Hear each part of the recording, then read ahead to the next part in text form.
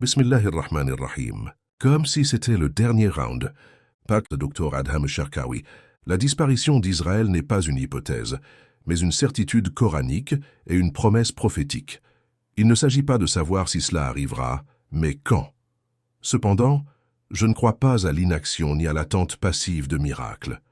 Je suis convaincu que les miracles se produisent uniquement lorsque le croyant a déployé tous ses efforts possibles.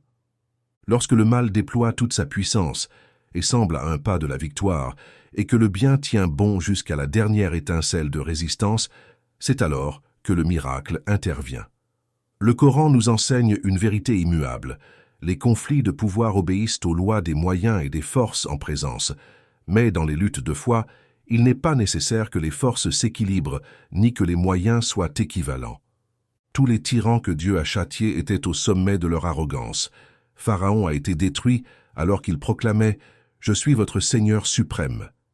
Nimrod a été anéanti alors qu'il se vantait de donner la vie et la mort. Les peuples de Had et de Tamoud ont été détruits alors qu'ils s'enorgueillissaient de leur force et de leur réalisation.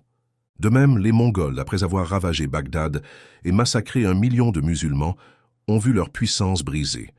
2 ans après leur invasion, les courageux Mamelouks les ont vaincus à la bataille de Ain Jalut sous la direction du roi victorieux Saif al-Din Qutuz. Et fait surprenant, les Mongols eux-mêmes, à travers Berke Khan et la Horde d'Or, se sont convertis à l'islam, défendant cette foi qu'ils avaient auparavant combattue. Ce paradoxe, où les vainqueurs adoptent la religion des vaincus, a laissé perplexes les historiens. Ces barbares sont devenus des bâtisseurs de civilisation. Allah dit, n'ont-ils pas parcouru la terre pour voir quelle fut la fin de ceux qui les ont précédés? Ils étaient bien plus puissants qu'eux. Mais rien, ni dans les cieux ni sur terre, ne saurait réduire Allah à l'impuissance. Il est certes omniscient et omnipotent. Sourate Fatir, verset 44. La patience est essentielle face à un ennemi oppresseur. Nous croyons fermement que nous défendons la vérité et que cette vérité triomphera par la volonté d'Allah, même si elle tarde à se manifester. Ne faiblissez pas, ne vous affligez pas. Vous êtes les plus hauts si vous êtes croyants.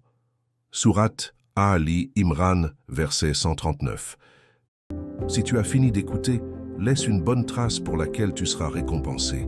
Glorifie Dieu, demande son pardon.